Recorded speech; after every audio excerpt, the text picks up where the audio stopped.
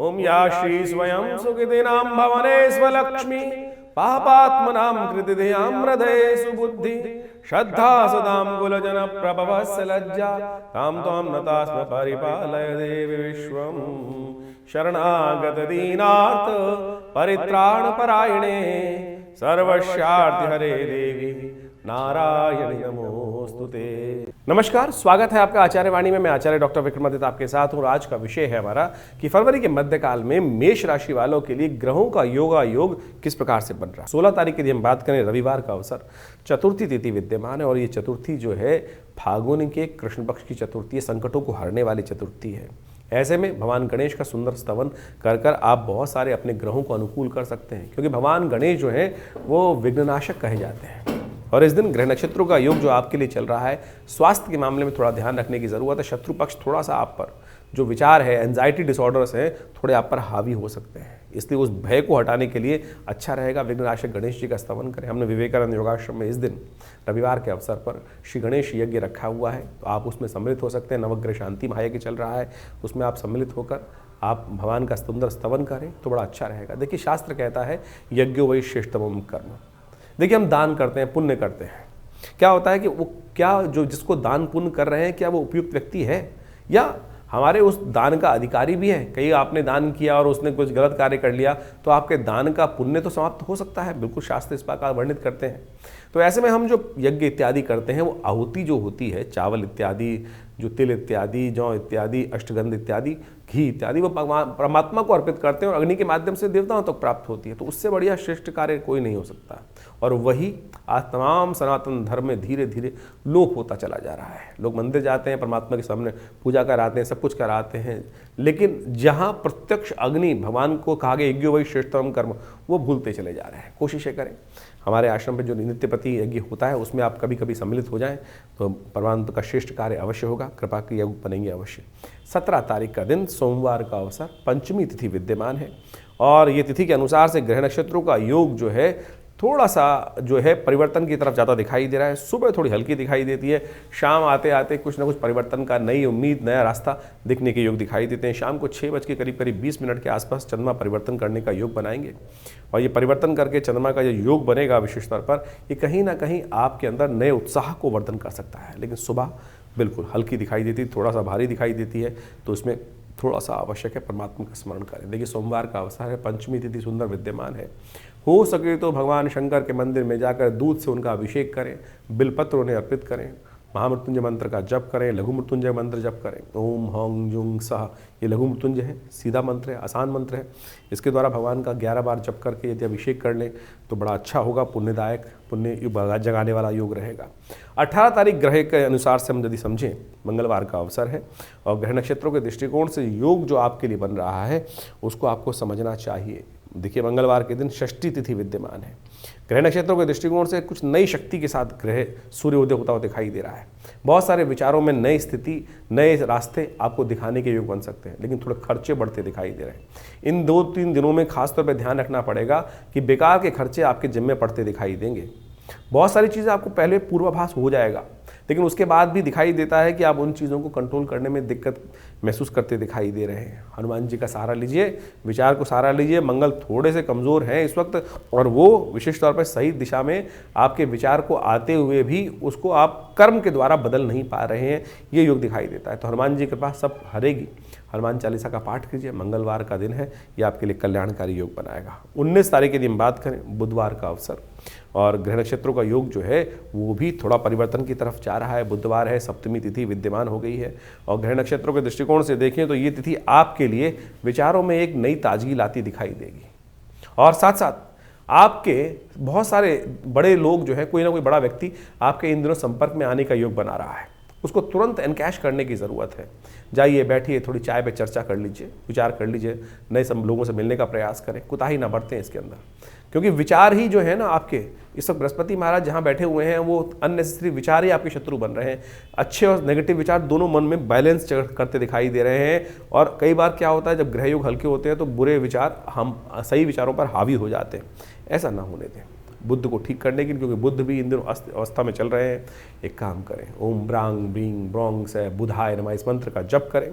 देखिए परिवर्तन का योग अवश्य बनेगा। कृपा से, भगवान की कृपा से कष्ट दूर होने के योग बनेंगे। 20 तारीख यदि हम बात करें तो उस दिन बृहस्पतिवार का अवसर है, अष्टमी तिथि विद्यमान है, ग्रह परिवर्तन की तरफ जा रहे हैं। सुबह सुबह चंद्रमा परिवर्तन कर जहाँ बृहस्पति के सम्मुख आके होकर बैठ गया है, ये लाभ के योग नए रूप से दिखाई दे रहा है। कालाष्टमी है, कोशिश करें इस दिन भगवान शंकर का दुर्गा जी के साथ, पार्वती जी के साथ सुंदर स्तवन करें।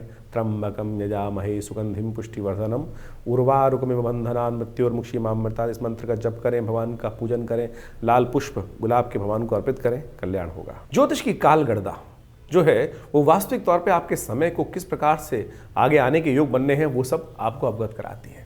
और इस क्षेत्र के अंदर जीवन में हम समय परिवर्तन की तरफ जाता है और हम आपके समक्ष समय समय पर आपके ग्रहों के परिवर्तन को देखते हुए, आपकी कुंडलियों को देखते हुए, आपकी राशियों को देखते हुए सारी विवेचना यहाँ उपस्थित करने का प्रयास करते हैं।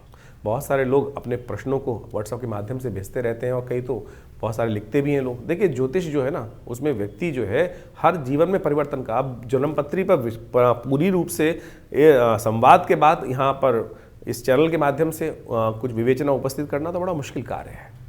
राशियों के हिसाब से एक गोचर का दृष्टिकोण जो वास्तविक तौर पे जन्मपत्री जो है 12 खाकी की ही है, और जो 12 खाकी है उन्होंने 12 राशियां पढ़ी हैं। उन राशियों के हिसाब से यदि प्रत्यक्ष रूप से समझें तो इसका भी एक बहुत बड़ा प्रत्यक्ष प्रमाण है, औचित्य है, अनौचित्य नहीं है।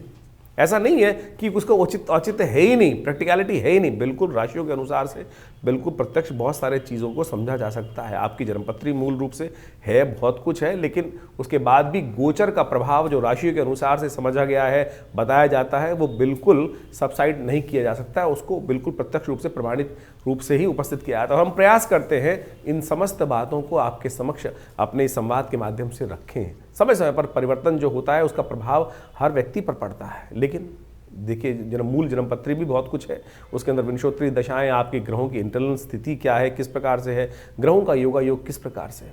अब किसी की व्यक्ति की कुंडली में दरिद्र योग पड़ा हुआ है, कष्ट वाले योग पड़े हुए हैं, जो उनकी दशाएं उस प्रकार चल रही हैं, तो गोचर में यदि शुभ ग्रह आ भी गया तो उसका प्रभाव मालूम ही नहीं चलेगा। और लोग ज्योतिष में जो राशियों के अनुसार से जो बताया जा रहा है उस पर प्रश्न चिन्ह लगा देते हैं। प्रश्न चिन्ह लगाना तो कहीं भी बड़ा आसान काम है। प्रश्न चिन्ह तो लोग भगवान पे भी लगा सकते हैं। प्रश्न चिन्ह तो किसी भी बड़े से बड़े कार्य करने वाले पे लगाए जा सकते हैं। तो हमारा आपके समक्ष एक सीधी सीधा वार्तालाप में यही बात कर रहे हैं कि ज्योतिष को प्रत्यक्ष रूप से समझने का प्रयास करें, और जितना सूक्ष्म जाएंगे, जितना ज़्यादा गहन अध्ययन के साथ उसमें डूबेंगे, तो प्रत्यक्ष हर चीज़ सामने सही रूप में आपकी समझ में आनी शुरू हो जाएगी। यहाँ लिमिटेशंस हैं जन्मपत्री के माध्यम से जो हम गोचर के दृष्टिकोण से, आपकी राशि के दृष्टिकोण से बताते हैं, तो उसमें एक बाह्य खाका ही खींचा जा सकता है, और हम पूरी तरह से निष्ठा के साथ ये सब चीज़ें बताने का प्रयास करते हैं। जहाँ तक उपाय की रही बात, अब हर रोज़ भारतीय संस्कृति में कुछ नया मुहूर्त है, नए उत्सव हैं, और पुराणों में उसके महत्व को बहुत सुंदर तरीके से दर्शाया गया है। तो उन उपायों को आप समय समय पर समझ सकते हैं। लेकिन आज उपायों के नाम पर बहुत सारे लोग क्या है, केवल पैसे खर्च कराने के काम पे ही लग जाते हैं। बहुत सारे कुछ बड़े बड़े अनुष्ठानों में चले जाते हैं, कुछ हज़ारों रुपये खर्च करने की बात की जाती है, कोई नग धारण करने की तरफ चले जाते हैं। तो हम इन बात को समझें कि वो भी गलत नहीं है। अनुष्ठान बिल्कुल, पूजा मंत्र का जप बिल्कुल प्रत्यक्ष है, साथ साथ बिल्कुल प्रत्यक्ष कार्य करता है, असंभव का को संभव करके दिखा सकता है। नग भी इस प्रकार से असंभव को संभव करके दिखा सकते हैं, लेकिन वो वास्तविक तौर पे सही तो हो क्या? प्रकृति के अनुसार से इतनी बड़ी बड़ी माइंस हैं, उनमें पन्ना निकलता है, हीरा निकलता है, कितनी खोदने पर कुछ ही रत्न प्राप्त होते हैं। ऐसा नहीं है कि कोयले की तरह पूरा का पूरा ट्रक भर के उन रत्नों को निकाल लिया जा रहा है और वो पूरे। तो आज इस पर प्रश्न चिन्ह है, इसीलिए हम ज़्यादातर अपने कार्यक्रम के माध्यम से नगों पर प्रश्न इसलिए उपस्थित कर देते हैं कि भाई क्या वो असली मिल रहे हैं, और जो चीज़ें सीधे तरह से कर्म के द्वारा, आपके अनुष्ठान के द्वारा परमात्मा का स्मरण कर बहुत सीधे शास्त्र में जो चीज़ें वर्णित हैं उनके अनुसार से आप समझने का प्रयास करेंगे तो अच्छे से अपने मति भ्रम को दूर कर सकते हैं। और बाकी रही जिनकी विवेचना करने की बात है, जिनको प्रश्न चिन्ह लगाना है, वो लगाते रहेंगे, उनको कोई रोक नहीं सकता है। तो आप सीधी तरह से जिनका जिसको जाकी रही भावना जैसी। बहुत लोगों की भावना मन में इस प्रकार से फ्रस्ट्रेशन बहुत ज़्यादा है, कई लोग उल्टा सीधा बहुत ज़्यादा आज की तारीख में सोशल मीडिया पे हम देखते ही हैं, कुछ भी किसी के बारे में विवेचना उपस्थित कर देते हैं। तो हम प्रयास करेंगे समझें आपको कितना लाभ है, जितना आपको लाभ जिस चीज़ से मिल रहा है उतना ले लीजिए, और जो आपके लायक बात नहीं है उसको छोड़ देंगे तो अच्छा ही रहेगा। और इस प्रकार से समझते हुए कार्य करेंगे तो बहुत सारी चीज़ें आपके लिए अच्छी साबित हो सकती हैं। तो ये कार्यक्रम हम आपके समक्ष समय समय पर लेकर उपस्थित होते हैं। बहुत सारे लोग कई बार व्हाट्सएप पे या चैनल के माध्यम से ये भी लिख देते हैं कि आप आश्रम में बहुत ज़्यादा गतिविधि जो होती हैं उनके बारे में पब्लिसिटी करते हैं। अरे होती हैं तो बताते हैं मेरे भाई। आश्रम में हम जो व्यवस्थाएं करते हैं किसी से कोई पैसे नहीं लेते हैं। हमारे आश्रम पर यज्ञ होता है तो उसमें आप आके स्वयं बैठ सकते हैं, कोई चार्जेस नहीं है उसका। नवरात्र के यज्ञ होते हैं उसमें भी बैठ सकते हैं। सुंदरकांड का पाठ महीने में होता है इतने। बाकी सब लोग जहाँ संस्थान जहाँ चल रहे हैं वहाँ ना पूजा बहुत हो रही है ना कुछ हो रहा है। किस प्रकार से? केवल हमारे यहाँ प्रत्यक्ष रूप से होता है, और प्रत्यक्षम किम प्रमाणम। आप जिनको बैठना है आप आके बैठें। हमारे यहाँ तो सामग्री इत्यादि भंडारे इत्यादि की उसकी भी किसी से दक्षिणा नहीं ली जाती है।